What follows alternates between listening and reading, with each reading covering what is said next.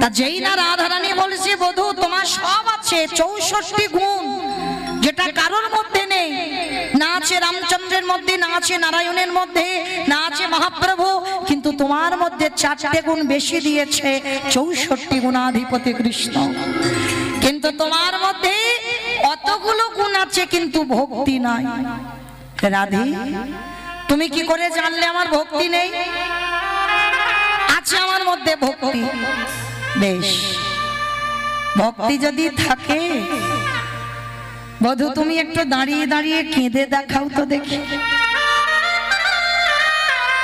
ভক্তি যদি তোমার থাকে তুমি একটু দাঁড়িয়ে দাঁড়িয়ে কাঁদো তো দেখি। কথাটা শুনে গোবিন্দ আমার করজোর করে বলছে রাধে সেটা আবার কি রকম? আমি তো কোনোদিন গুরু ধরে কাঁদতে শিখিনি।